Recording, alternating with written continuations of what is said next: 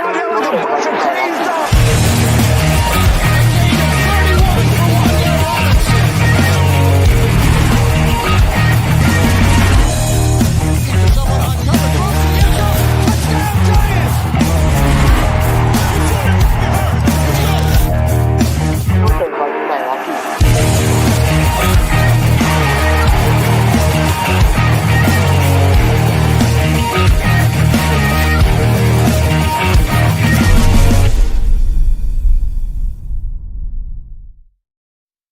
My camera. How about them Giants? How about them Giants? How about them Giants? Good evening, everybody, and thank you for tuning in. This is Smart Mike, and welcome to another episode of Draft Talk, presented by New York Giants Rush.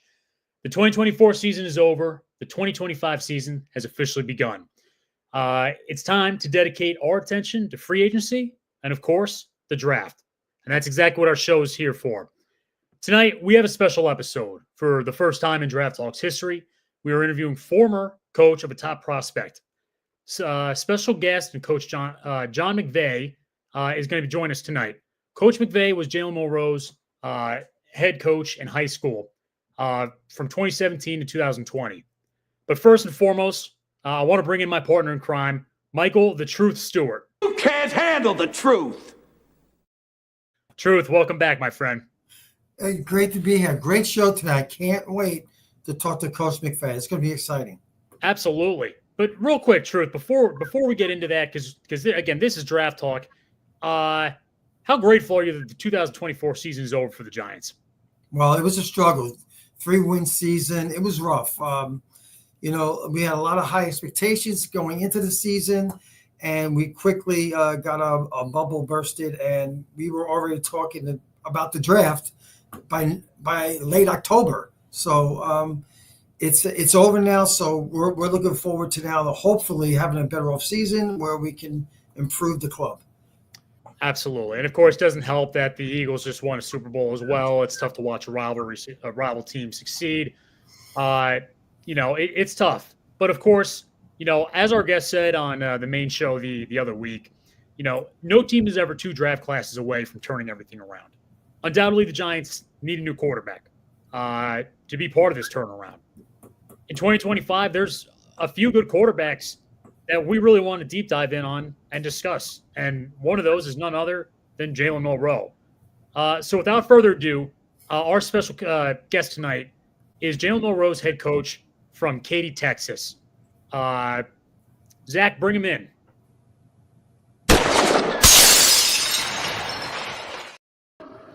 Coach McVay, thank you so much for joining the show. We really appreciate it. You got it. So, Coach, before we go back, and I mean, way back, because we really want to go and discuss Jalen Milroe from the beginning with you and whatnot. Mm-hmm. How does it feel as a former head coach for Jalen Milroe, and just as a coach in general, to see a player that went through your program, went off to a top school, and is now going to be one of the top picks in the NFL draft? How does that feel?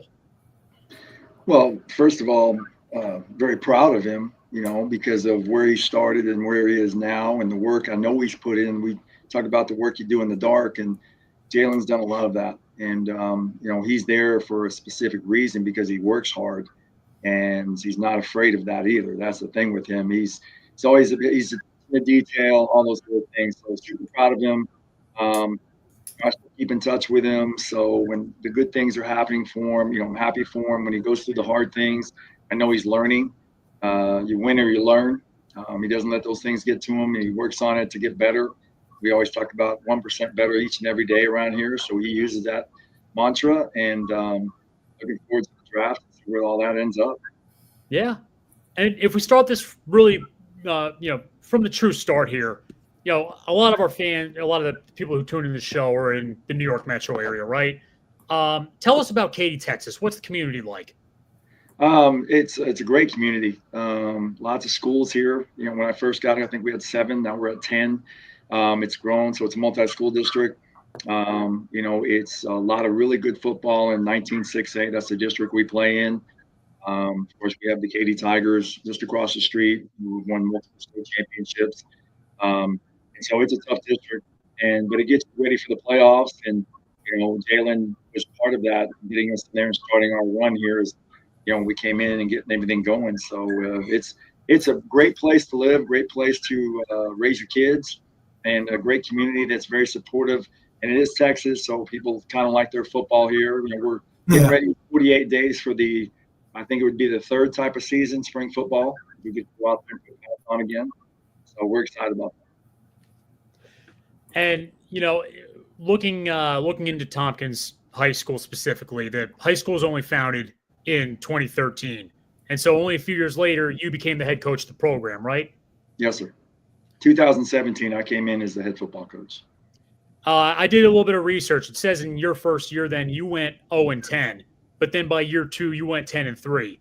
What was that turnaround like? Because that's extremely impressive. Well, let me correct you. 0-9, as I said earlier, in 0-10, but we had a hurricane, so we lost a game. And that was, that was our first year. And we had a bunch of kids, and I say that with respect to our kids. They got better each week. But as I said, 19-6A is a tough district.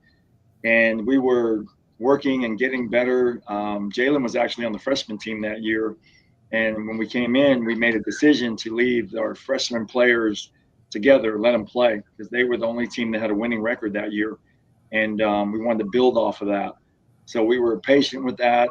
Because Jalen did ask me later, hey, how come you didn't move me up? I said, well, I needed you to grow and get better, and he did. So that was important. And, yeah, the next year, the payoff worked. We went 10-3 with 3 rounds. We finished our last game in NRG Stadium, lost in a shootout. That team that we lost to actually went to the state championship game. They got beat, but that was the caliber that we were playing. So, yes, the 17 season was not as much fun as the 18 season.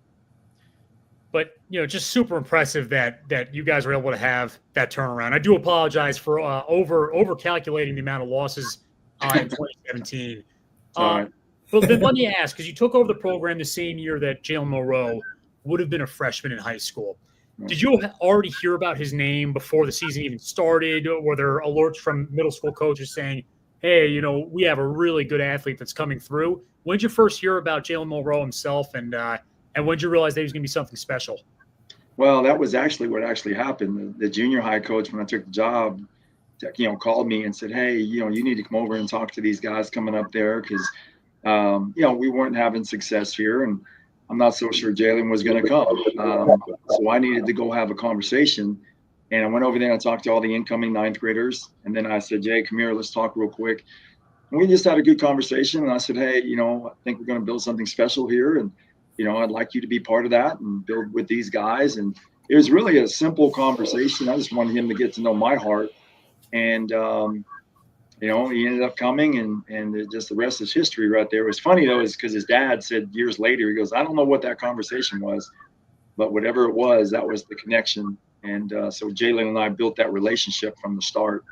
And so, like I said, blessed to coach him. It's a good one. True. Yeah, questions? Go ahead. No, just like how quickly, Coach, did you see the greatness in him? Was it just during practice, or did he really shine on the field during the games? Well, I mean, physically, he's a good-looking kid. But I think it was, like I said, attention to detail. I always joked with his dad when we didn't have something go well at practice. They'd be on the grass field, and his dad would run that flat route that he dropped, and he'd be throwing it to him. And now, of course, if Dad dropped it, I gave Dad a hard time. I said, "You've got to catch it with both hands." That was our joke. But and obviously the physical attributes. When I played quarterback, I quit warming up really in his sophomore year. That was it. I'm good. That ball was coming way too hard. So the physical attributes, but and he saw the field, right? It was the little intangibles you see as a quarterback, and the leadership and the way when he walks in the room, guys, that's real. What you see. Sure. He's doing that since I've known him. He walks in, that smile, and he can talk to anybody and make him a friend. And that's what he oozed right there. And so that was a natural progression as we went through with him. So he's a true leader through and through. Oh, yeah. Yeah. That's something that a lot of NFL teams have to take note of. It's obviously not every player has that special attribute, but we can already see in interviews with him how good he is at interviews. and how much he just oozes that confidence and that leadership in every respect. He had to do it with Alabama too, which isn't easy. Yeah, I agree. So let me ask you from this, a lot of people on Twitter who go back and forth on this. What's the right approach from a coaching standpoint? And this is a little bit more general. Do you try to the debate's sort of along the lines of this. As a coach, do you try to build out a scheme first and then mold your players into the scheme? Or do you see what types of players you have, what their attributes are, and then try to work a scheme around it? I've had coaches tell me different things. I want to hear your thoughts and your philosophy. Well, in high school football, we don't get to recruit. So we look at our kids and we have the base of what we do each year.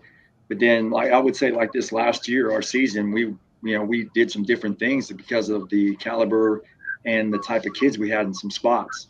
So we build it around the athletes at what we have, because you can have the greatest scheme in the world, but if the kid can't run it, it doesn't matter what you put on the board.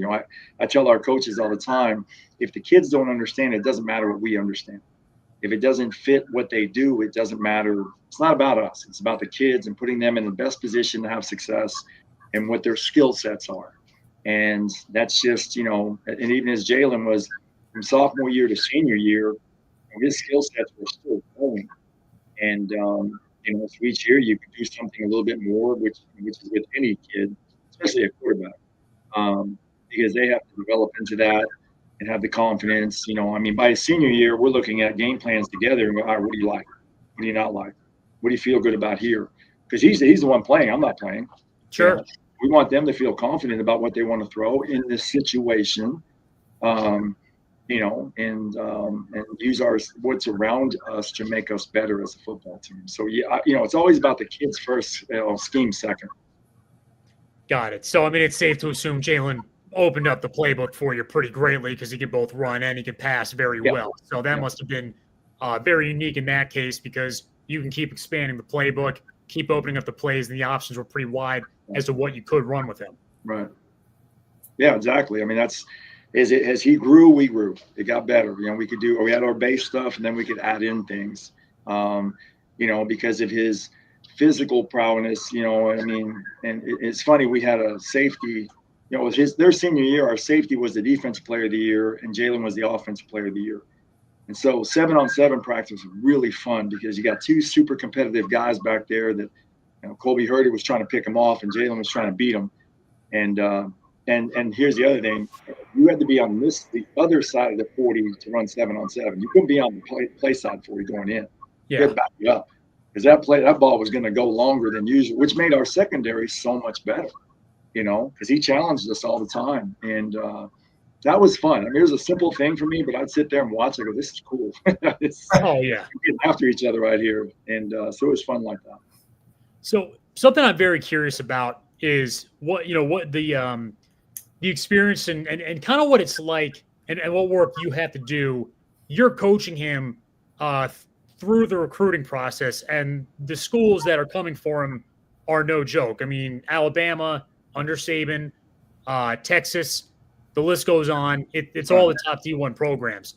So what's that like for a coach? Because who's trying to get in touch with you from the school? How much time do you got to spend with these coaches? Like, who reaches out to you? How does that work for you?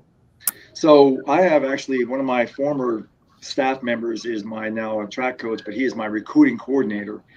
And when we get all that stuff in, I kind of send it to him. He sets up the meetings when the guys are coming, because they let us know when they're coming. Because we try to use the time when they're in athletic period to go visit with coaches, not during class, because we want them to take care of their classroom work. And and with Jalen, there was a lot more coming in. And when they could come in and visit with them, and you sit there. We try to teach our kids the whole thing about how you present yourself, what your Twitter or X looks like. Make sure your name's on there. It's not some funky name that they don't know who you are. What your GPA, your huddle is on there so they can see your film. We try to help them present themselves in a way that somebody wants to look at them, and how they. But with Jalen, that was kind of a natural thing. Like when they walked in, again, you guys have seen him in interviews and stuff like that. That's how he was here. How you doing, Coach? Good to see you. Confident but not cocky, I guess, is probably the best way I can say that. And and that was always a great meeting with the coaches when they came in. And I mean, obviously everybody, wanted him. So that part was taken care of. I think early on, it was just getting used to that process, because it's long. Every week you have guys coming in, and it takes a lot of any of our kids that we've had recruited here. I mean, I had one guy who was after his sophomore year, joined his junior. He said, "Coach, I know where I'm going. Please tell the other guys I appreciate them coming in, and I don't want to waste their time." And I said, "That's exactly what you tell them. Be honest with them, because a year from now you may not like where you're at. You're going to transfer, but you didn't burn a bridge." So we try to teach our guys, it doesn't matter what level of college came in, you treat them with the ultimate respect. They came here to see you, D1 to D3. And, Jalen and all of our kids make sure they appreciate that people come to see them. Because as I tell them all, you're a knee injury away from nobody coming to see you. So you better make sure you appreciate these guys coming. And so they do. And obviously Jalen did a good job of that as well. I think that's pretty interesting to hear about that and the dynamics of how they present themselves and how they present their media appearance. I know a lot of people the old school mindset, and it was like anti-social media, all this stuff that you have to do nowadays to kind of enable yourself to pretty much have that football resume. So that's pretty unique to hear. I didn't realize that all this has transpired. It's been many years since I played high school football, but that's great for the players, and of course in this era of getting recruited, and of course getting offers beyond that involve NIL deals. It's got to be super critical. Yes, and we want them to present themselves in the right way, because our job is to help them be successful. And we're kind of old school about being disciplined in the things they do. And from the weekends on, I said, they're always watching you guys. They know exactly who you are. Like I tell them all the time, everybody has my number and everybody wants to call me, good or bad. So you better make sure you're doing right. And Jalen was never a problem with any of that. But those are the things that we try to educate our kids the best way we can, because there's a lot of noise they hear, and from NIL to recruiting. And so we're very transparent with our kids and our parents. We want them to know the same information as well, because you can't assume they know that. I mean, this is what I do for a living, and their kids raising up, and if they're not part of that, they don't know. Yeah. Sure. And Coach, did Jalen have a hard decision make to what college he was going to go to? Was Alabama the clear-cut favorite? Did he have a hard decision? Yeah, a hard decision to make. Well, I mean, if you look back when he started, he first was going to go to Texas, and then Coach Herman got let go. And so, and Alabama and Texas are right here. It was sitting right there. And I think that once that decision happened there, he kind of stepped back and looked at things, and Saban came back in the picture. And obviously, I mean, he's kind of he has a lot of wisdom. I think you kind of listen to him when he talks. And so I think that was a great place. As I told Jalen, I said, listen, you're going to learn a whole lot more of things besides football there. And, their program is very special. It's a program of accountability. It's going to be beneficial to you. You go there and grow. And the guy that's going to be ahead of him and he's playing behind, Bryce, and learn from those guys. I think that was huge for him. So, what a great place. What a great opportunity for Jalen to go there and, learn from Coach Saban and his staff and everything they did there. And so I think that's turned out really well for him. Yeah. And did you play a big role, like a major role, would you say, in helping to guide him in the direction of Alabama, would you say? I mean, you obviously gave him pointers, but was he leaning on anybody in particular for those decisions? Well, I think, his family is number one. Like his family, they're great people. They are locked in. They surround him and surround him with things that help him be successful, good wisdom. I think I was part of that situation, but I think he has good counsel around him to see the big picture. Because sometimes kids don't see that, right? It doesn't matter how talented you are, but what is it going to say, for your future? What's it going to do for your future? And as I told him, I mean, that's like being coached by he coached in the pros, and that's where you want to go. You're getting pro football coaching at the collegiate level. I don't think you can beat that. And so it gets you ahead of the game. And what a thing for him and the people ahead of him that he's met there, that, he just oozes things in from those guys, and, the good and the bad, the things they went through that were hard. And I think that's helped guide Jay as he's grown through this process. Yeah, and like you said, his first year there, he sat behind Bryce Young, which I agree with you. It was a great learning experience for him. Over the last couple of years in Alabama, he did really well and opened a lot of eyes with his athletic ability. Right. I think he's the most athletic quarterback in the draft. That's what he can do. Like we talked about off camera, he's showing a 4.5 time, but on the football field, he looks so much faster than that when he plays. He just speeds up the game so much more with his legs. So I'm just curious to see where he goes next and how well he progresses in his career.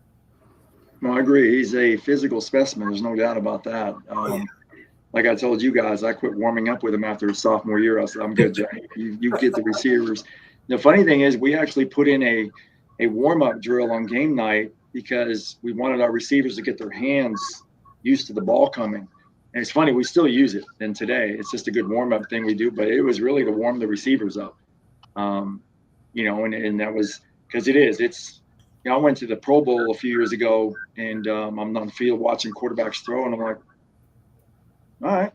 It's just like, wow, he does have a gun. So it's a live gun. And like I said, it's watching him develop and watching it just continue to grow, and then watching the touch develop after, when he was younger to now where he's at, even with us, that was developing as well.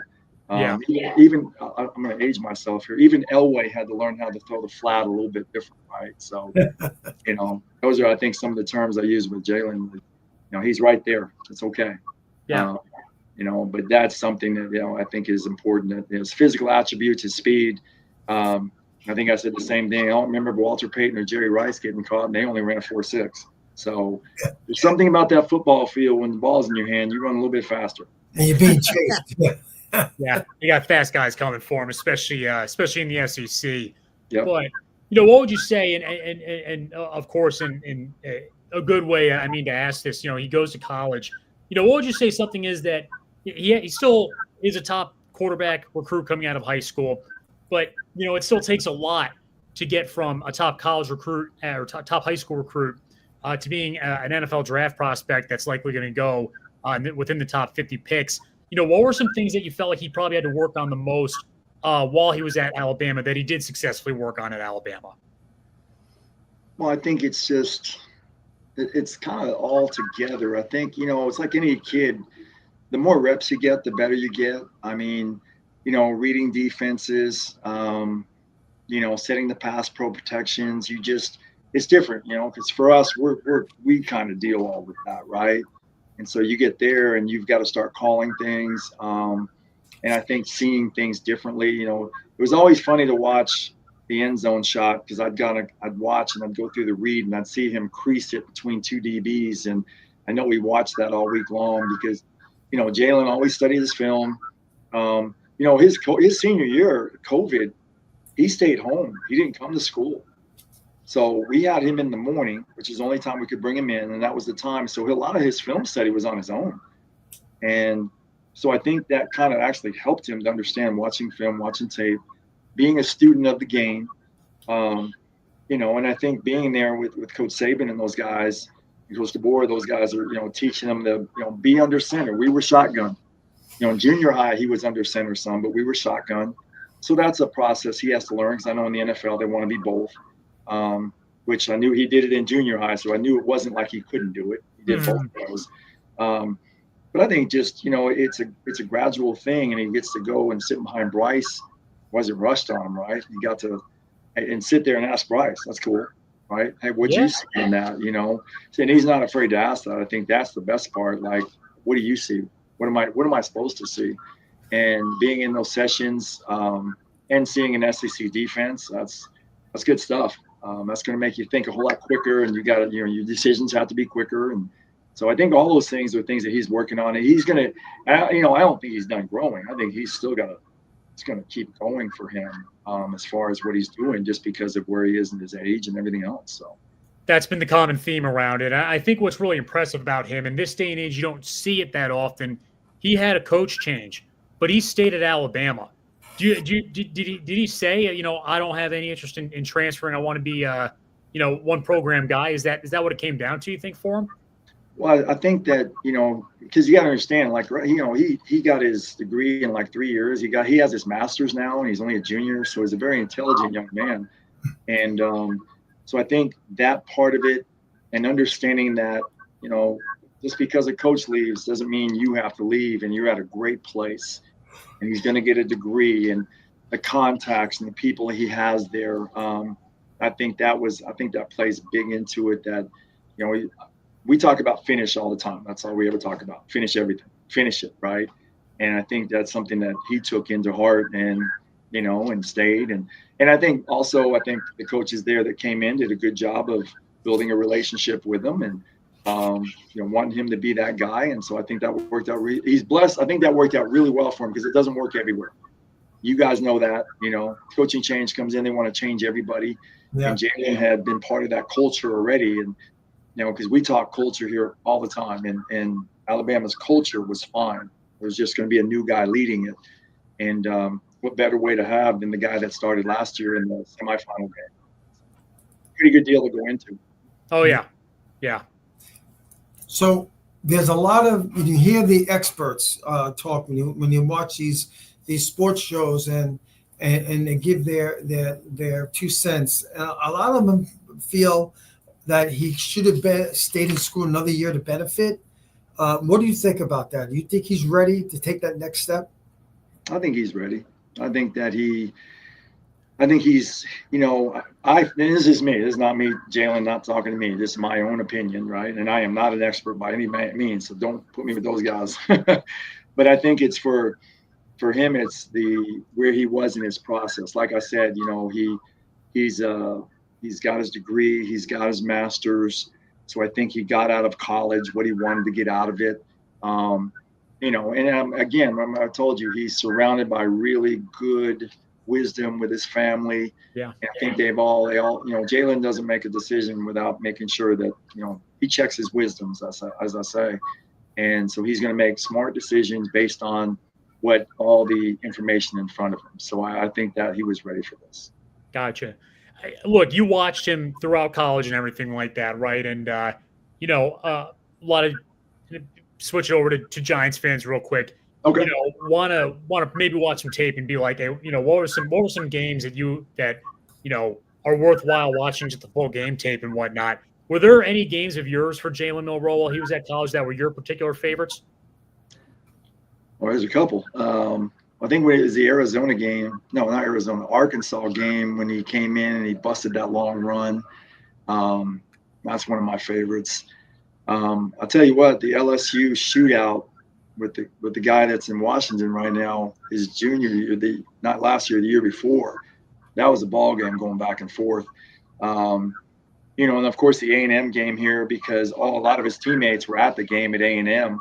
Where that was a great game, because a lot of those, it was funny. Some kids in the stands were on the field with him, just a few years ago. And so it's, because it's just right down the street from us. So those games being that close, I think the semifinal game, I thought he played his tail off.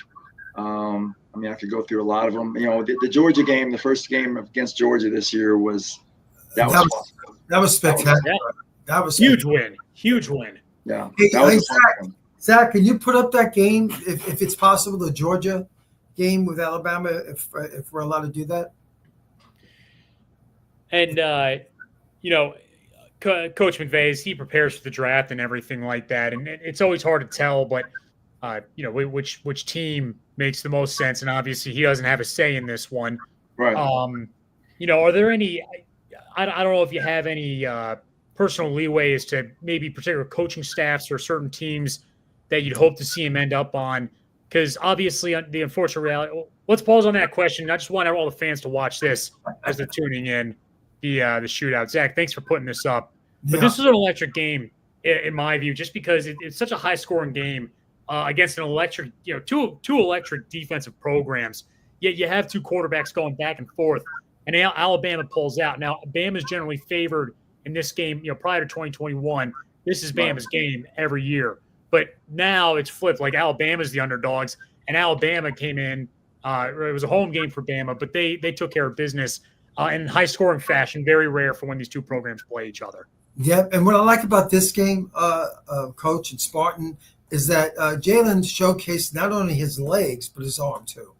He wasn't just a one-dimensional in this game. No, he was. I thought it was one of his most balanced games in what he did, and in a big-time atmosphere too. That was the thing. Big-time players make big-time plays, and that was fun. I enjoyed watching that, and seeing him play and do the little things. I think it's going to be attractive too for a lot of teams. Is he's able to perform like this, high expectations, high pressure, and against a very high caliber program, and he's able to put on an electric game like this. That's going to probably translate to the NFL very well because of the noise, all those different aspects, as opposed to somebody who may have played at a smaller school that wouldn't have really, whether it's Western Kentucky, they're not really going to have a feel for this. Obviously, sometimes they have to punch above their weight class, but this is just two Titan programs going at it, and he really flourished that game. Yeah, no, he was. And I think, coming out not knowing, it's that first year, and it was fun. Like I said, I enjoyed watching him. He whatever reason, he did a lot more this year probably than he has, running the ball more and getting the ball out there. But like I said, it was a great year, and a lot of, adversity builds you. I mean, we talk about that all the time. Adversity makes you better. Whatever adversity he's went through in this season even. But in this game, he performed very well. It was fun to watch. Yeah. When it comes time for the draft, for going pro, I do want to ask you this one thing about, the long run. Do you hope that he sits for a little bit of time his rookie year in the NFL, just so he can kind of get a feel for the speed of the game in practice and adjust to the NFL? Because, the one thing I hate to see, and we see it all the time in the NFL, is, these rookies go to a team where there's immediate high pressure. They're 22 years old, and they're going out there, and it's a tough adjustment to make, and it can crush their confidence. We've seen, not really just with the Giants, but, New York market specifically, there's been a lot of QBs that didn't hit the ground running right away, but then went to another team. Sam Darnold's a perfect example, and now he's balling out. But then you see teams where they did what's called the KC model, similar to Patrick Mahomes, sat the year. Rodgers sat for 3 years. Brady sat for a year. Do you kind of hope that he gets to sit for a year just so he doesn't have to deal with it, all in the first year of going pro? Well, I mean, that's my personal thing as a coach, right? Like, if you can bring a guy in to learn a little bit first, because – it's even at Bama, as he went through some offensive coordinators, and as a quarterback, you're trying to get settled in and know and feel what that guy wants you to do on the field. And the more you build that relationship, the faster your reaction is on the field. There's no thinking. And, so if you're able to get in there and learn behind a guy a little bit, and kind of like he did at Alabama, I mean, sitting behind Bryce, I think that was probably priceless, because Bryce had already made those mistakes. And, it's kind of like when we do things here coaching-wise, I steal all kinds of stuff from college coaches, Saban and all. I said, listen, I don't want to make the same – I don't need to make a mistake. They already did it. Let them make them. He made the mistakes years ago. I'm going to steal all his stuff, right? And so as a player, the same thing when you come in and learn, because we had a guy, Cole Francis, who was behind Jalen. And, Cole would dress on Friday nights with Jalen as a backup, but he would play on Thursday nights. So he got to be around Jalen. So his senior year, he balled out. Great year. And because he had seen those things. And each year we've tried to do that. Even at our level, we try to do that with our quarterbacks. If we can have a younger guy that he's learning a little bit and play the veteran guy, great. Now, if this guy just becomes better, well, then you make the switch. That just happens. But, obviously I want him to go somewhere where he can have some success and learn. Because obviously up there, I always say this all the time, in the NFL, everybody's all pro. There's only, 500 of them, right? Everybody's pretty fast. There's no, even in the SEC, we can find maybe somebody to pick on a little bit. That's not the NFL. Everybody's pretty good. So you get to see it. It slows down. You watch Patrick Mahomes and Brady go at it. Those are as well Brady's experience, right? Patrick's a better athlete. There's no doubt. Well, now you've seen Patrick is becoming the mindset guy, and he sees, hey, I'm just going to dink it here and get a first down. Yeah. And it has nothing to do with him running around scrambling like he did his first few years. Now he's intentional. He knows. I mean, I've seen that blitz 1,000 times. I'm going to hit that right there. Yep. But that's the experience of going through that, and I think anytime you can do that, that's better. It doesn't matter what level. You can do that in Pee Wee, you're probably going to be a little bit better too. So. Yeah. And Coach, to not put you on the spot, what do you think would be his hardest adjustments when he gets into the NFL as a quarterback?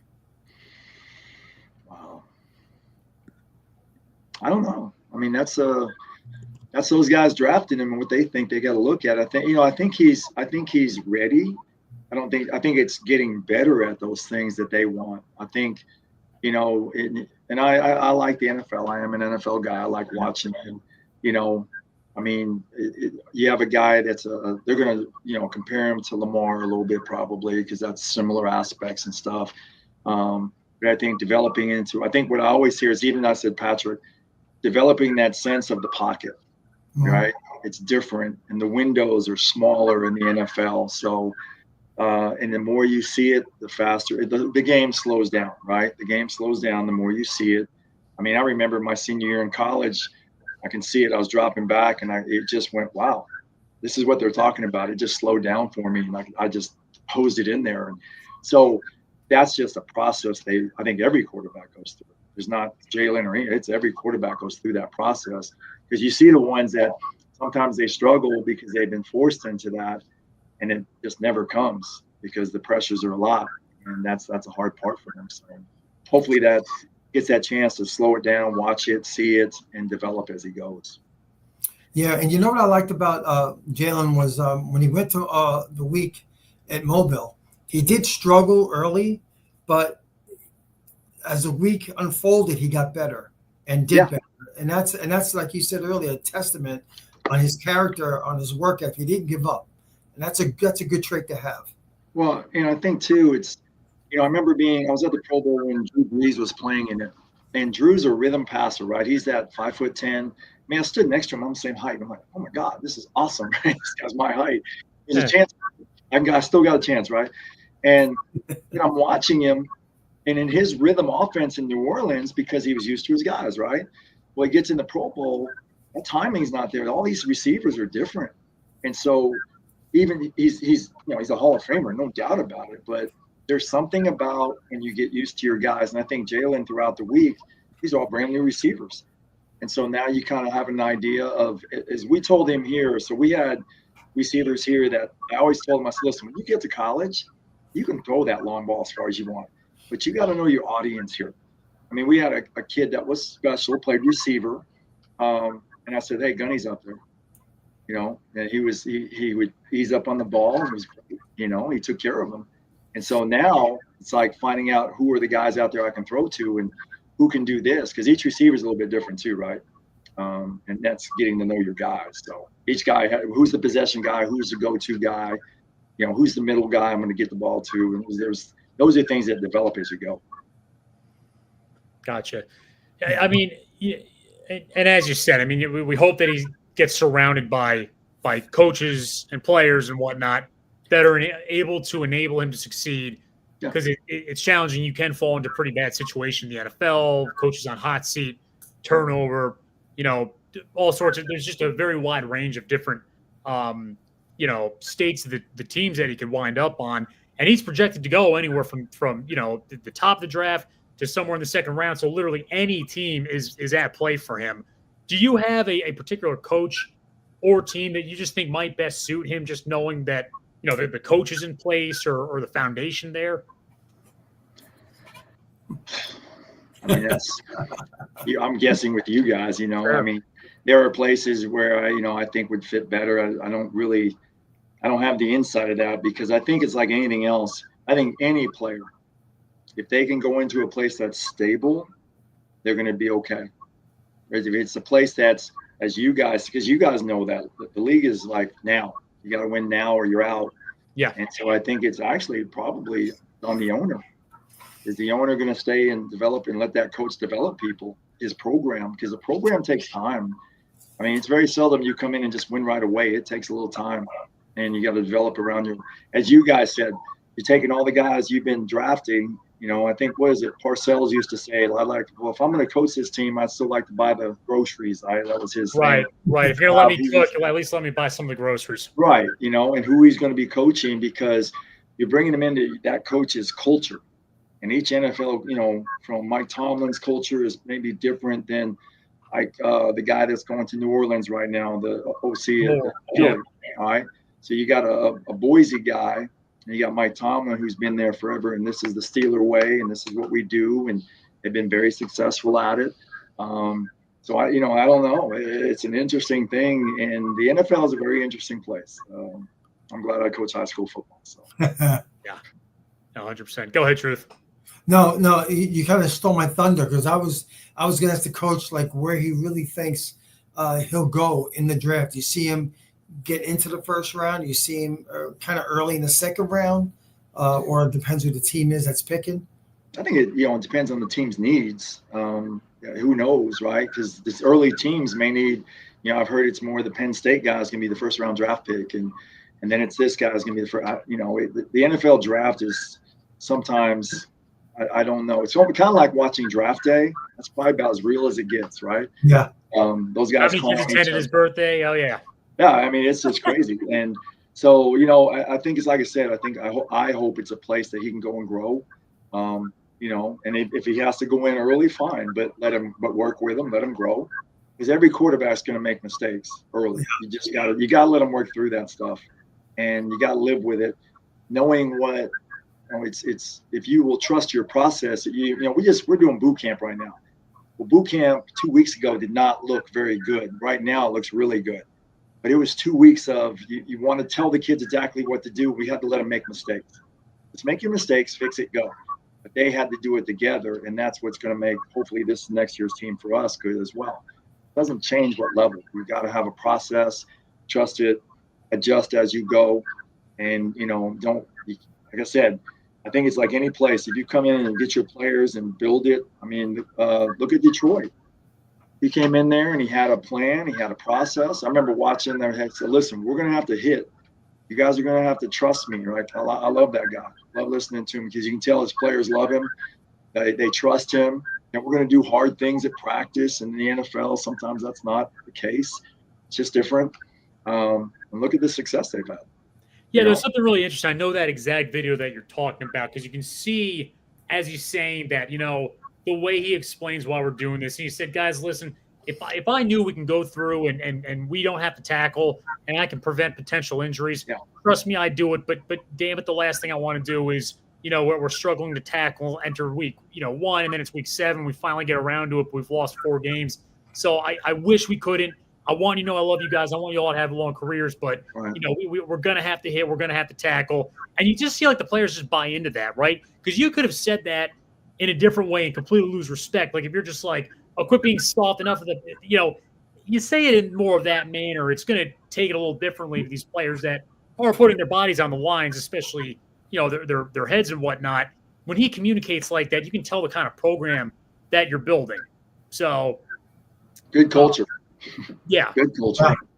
Absolutely. And look, particular to the Giants, Todd, I'm not going to ask you a question, but our current circumstances were the Giants have the number 3 pick. They're obviously quarterback needy. If what I expect to happen is if the 2 quarterbacks go ahead, Cam Ward, Shedeur Sanders, I expect the Giants would draft probably the best non-quarterback available there, and then probably try to make a stab for Dart or Milroe. But the thing is, they might have to trade back up into the late first. We keep talking about, quarterbacks like, oh, they'll be available in the second round. This happened last year. There were 2 guys they talked about were second rounders. No, not Dart. Bo Nix. And Michael Penix both went top 12. The need for a good quarterback is imminent, and teams can't just trade back to hope that their guy that they've been scouting and harnessing for a long time is going to be there. And so people are saying that Jalen Milroe is going to be available in the second. I bet you he goes in the back 10 because it's even an opportunity for maybe one of the better teams, but with an aging quarterback, to go after him. Yeah. Look at it that way. I don't think he's going past the 32nd pick. That would benefit him the most, going to a team that already has a quarterback in place, has a few years left, and let him develop, take his time, get comfortable with the NFL, like the coach said, let the speed slow down for him. I think that would be so much beneficial for him. I agree. Teams are going to foam at the mouth too. He's going to foam at the mouth too. Like if he's sitting for a year or 2 years, he's going to kind of. I would imagine he's going to be like, all right, enough sitting on the bench. Like let's go. And that mindset's going to be so much different than if he gets drafted and he gets thrown into the fire right away behind like a poor offensive line or whatnot. So, Coach, a fun question. The talent level of Milroe, do you think that he can be a running back at the NFL level as well if he wanted to? Well, I will put it really quickly for you. Ready? Jalen's a quarterback. Okay. Jalen's a quarterback. That debate happened here a couple of recruiting times, and that recruiting meeting did not last very long. Let's put it that way. Yeah. Jalen's a quarterback. He has worked his entire life at that spot. He will be an excellent quarterback. He has all the skill sets that I feel that can make you successful. You know, it's just working and building around him. Obviously, every quarterback has to have some help. You know, Marino said it best when he said, you know, I'm really good when I have good receivers. Yeah, you know, Marino was pretty good arm, right? But until Clayton and Duper showed up, it doesn't matter. I mean, you better have some dudes that can go get the ball for you. And, you know, and that's the thing that makes it. I always said that. I mean, I'm only as good as my receivers. They got to go get a ball. I'm going to put it near them, and you got to go make the catch. And you know, you look at all the receivers in the league that make that quarterback really good. I mean, that's anywhere. It doesn't matter what level. You know, you got to have guys that can go catch the ball for you. So I think that's something that as they grow, and if he goes to a team that's not as good right now, well, that means hopefully they're going to get some more draft picks. They're going to get some guys to put around him, and that's how you build a team. You know, everybody you look at that's built an NFL team has done it through that. Some free agency, some draft picks. You know, I mean, with the offensive line, is I played quarterback. I surely like my O-line to be really good, guys. Your best friends. You know, they are, and they take care of you. And those guys take great. I mean, our linemen, I tell them all the time. I said, I know I only yell at you when you have a holding penalty, but I love you. I care about you, right? But that's the start of it. You know, you look at the Philadelphia team's offensive line. Good Lord. I mean, what was the biggest line in Super Bowl history? 6'6". That's just back there. 330. That's amazing. We know firsthand just how good that offensive line is. Yeah. You know, but that took time to develop and finding those people. And, I say this too, it's like finding people that fit your culture. Some guys don't fit. Even if it's a winning culture, sometimes they don't fit. Mm-hmm. And that's, I mean, in the NFL, it's like, you don't fit our culture, you got to go. And, even in a high school program, we talk to our kids all the time, like, this is our culture. This is what we do here, guys. You have now, they're learning here, so I can teach them the culture, but it's hard to teach a 24-year-old sometimes if they don't want to listen. I guess that's probably the best way to say it. Yeah. They want to come in and be like successful. An issue with Jalen. Yeah. I mean, Jalen, that's the part he'll help ooze that around him about how we're going to do things. He's going to, we say that setting a standard all the time. He's going to help set that standard.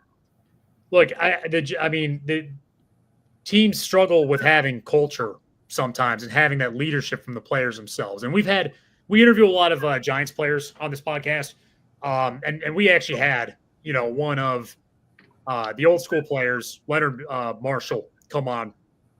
And he joined the Giants in the early 80s as a rookie. And the team sucked very early on, pre-Parcells. And we asked him, we're like, why was the team bad? And, the fans were just like, is it talent? Is it this? Is it, He said, no, it wasn't talent. The guys that were getting drafted were talented, but they were party animals. The 70s Giants would go out into New York City after games they lost and party it up at the clubs. But him, Sims, all the guys, all the greats, even Lawrence Taylor, that guy had his fun, but he worked. They were the rookies that turned the culture around. They were showing up in the offseason grinding. They'd be up there at 5 a.m. Leonard Marshall had an offseason job at the racetracks at the Meadowlands, collecting parking tickets, right? And you hear that, and it makes a little bit more sense for the fans how much that culture and that mindset that those players have into turning the program around matters, not just the talent. It sounds like, based on everything you're telling me tonight, that Jalen Milroe would be that kind of guy. Well, I mean, we pride ourselves on it here, and we work on it every day. And I always say, culture's a fist fight. It's daily fist fight with our kids, right? But once you get the program going, the standard rose up. So now this is the fist fight. The floor raises to the ceiling, and it just keeps on going. And Jalen was a big part of that here. And I mean, you look at, going to Alabama, where the standard was very high, and he's sitting. So he understands that culture, that expectation, and what it takes to come in and go to work every day. I think I was calling him one time, and he was on his way to the facility because to go in and get some extra work in. Those are the guys you want to draft. I mean, you got to see all that stats. I mean, how many guys from Alabama are in the NFL because they understand what it takes, what it takes, and they know that.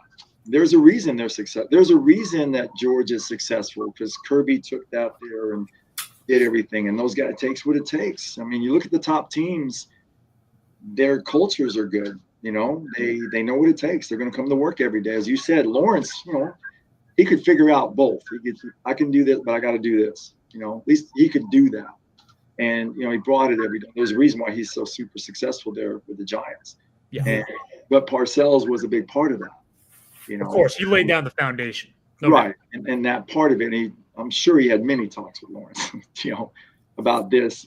But they had and I remember those teams, right? And they had some dudes, but they played well together. The culture was good. It was fun to watch. I was just watching highlights of Mark Bavaro, the tight end. Bavaro. And I said, that was the first Gronk. If you really want to go back at it, right? So it was good. And if you look at the teams that win, like KC's in the Super Bowl, the teams that are always at the ultimate level of playoffs all have a good culture. I mean, you look at Jim Harbaugh goes to San Diego, bam, they're back in. He goes to Michigan, bam, their culture is good. Jim Harbaugh he goes to Stanford. Stanford sucked up until the 2000s. He gets there, they beat USC that first year. Yeah. Look, I hate Harbaugh because I went to Michigan State. And we were dominating them for like 7 years. Like, damn, we are owning Michigan, and then he comes. It's like, after trouble with the snap. I mean, he really, ran the tables against us for the most part. But God, he's such a good coach. Yeah. But they have standards. It's just standards, I mean, I think Mike Tomlin does a great job, and I know the guy, but I watch, and the standards there for so long, in the NFL, and not having high draft picks all the time because you're always at the cusp of playoffs and being there. But, they go out and scout. I mean, they do a good job. And I think those are programs that are consistently always in the top. It says a lot about their culture, guys. It really does. No, 100%. Look, I know, Coach McVay, that we are kind of at the top of the hour. Truth, I have one more football-related question and just a few more sporadic ones. But, Truth, go ahead and ask any questions that you have towards the end here. I just got one more. It's really what I'm looking forward to. I cannot wait to see how well Jalen Milroe does in the combine. I'm looking forward to that, to watch him against all his peers. They'll all be there throwing the football, doing their drills. I'm looking forward to seeing that because that's when people are going to really see that athletic ability. I know you see it on the football field, but you're going to really see that in the combine. So I'm looking forward to that. Yeah, that'll be fun. That'll be fun to watch. Coach, my last question is this. We went over it for about 55 minutes here tonight. If you were to sum it up, the head coach of a football team or some coach or scout or whatever gives you a call and just says, tell me about Jalen Milroe, how would you sum it up? Great teammate, great culture guy, elite talent. I think that he is hungry all the time. He got benched early in the year. And I think that was one of the things that the way he went out and responded when I think it was, Ty Simpson scores a touchdown. He's the first one out there to give him a hug. Well, look at the program he was at. You got Jalen Hurts getting benched and Tua's out there and then Jalen's back in. He's at a place where, and I know him and Jalen have a great relationship, and knowing that it's not about you And I think that was a thing that, you know, we always preach too. It's never about you. It's about everybody else around you. And, you know, I told Jalen all the time, well, my story was Michael Jordan, right? Like, I mean, he scored 63 against the, you know, Celtics and loses. You know, Michael didn't get good until he started passing the ball and getting it to Stockton or whoever. And I said, you know, you distributing the ball. And I think Brady said this about Patrick in the Super Bowl. He said, everybody says you're a manager of the game. You know, that's not. He goes, yes, it is. It's a great thing because they trust you with the ball in your hand.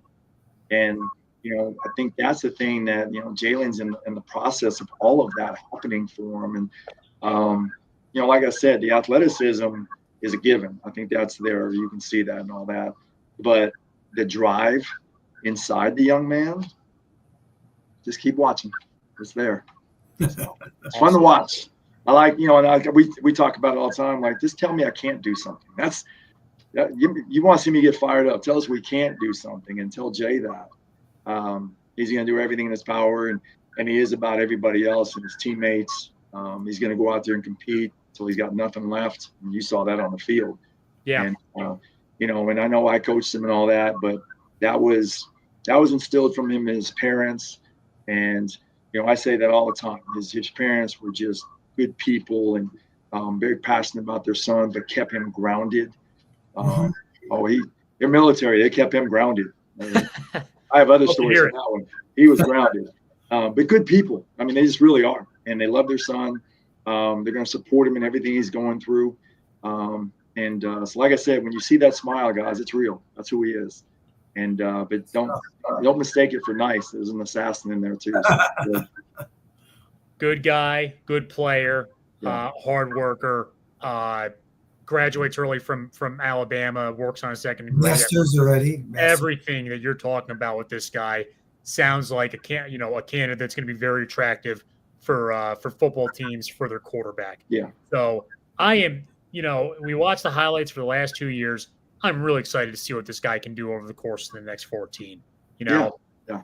So, look, Coach, thank you so much for joining us. Real quick, you said you played high school ball or college ball yourself. Where did you play at? No, you guys won't even recognize Sul Ross State University. I'm gonna give it a pop shot out there. It's a small Division III school out in the Big Bend country of Texas. Awesome. Texas. So awesome. Well, and then one more question. I know, you know, in this day and age, we want to best help your program any way possible, help promote. Do you have any particular football players right now that are you know, rising seniors or top recruits that, you know, we can you know, give shout outs to while we're on the platform here? Oh, you know, we got some guys out there. We got Ashton Funk was our tackle. He's at Texas A&M. Caleb Komalafe is at Northwestern. He's a running back. We have a Reese Phillips, who's at Rice University, a tight end.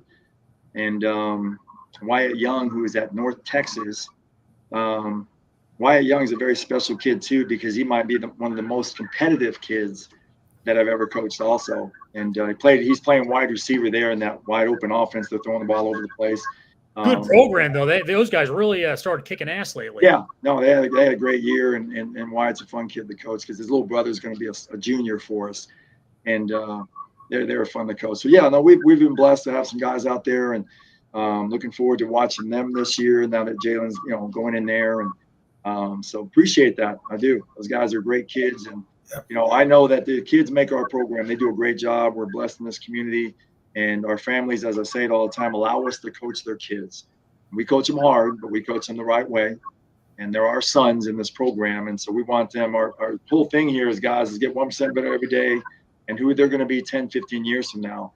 That's the most important thing from us because, last thing I always say is I've gotten older. I said, my maker is not going to ask me how many wins I had. He's going to ask us, my staff and I, what do we do for kids?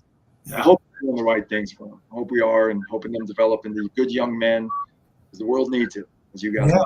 Well, we appreciate it. As football fans, coaches are instrumental to young kids. Absolutely. I agree. Yeah. Well, Coach McVay, look, we want to thank you so much for your time today. We really do appreciate it. It was a pleasure interviewing you, hearing more about Jalen Milroe.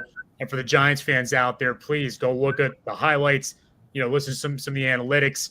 We would be very lucky if we ended up with Jalen Milroe. So I think a lot of you Giants fans should be happy out there. Coming up, we got one more show we're breaking down particular draft prospects. Truth, next week is I think next week we got Craig coming on. I think we're doing the tight ends. I'll double check. And then after tight ends, we're going to have Cam Ward's high school football coach, also a Texas guy, on. And then we'll continue throughout the season. We'll get through every position group and then go from there. But Giants fans, thank you all for tuning in. Coach McVay, thanks again. Thank Have you. a great week. 2025 season begins. Peace.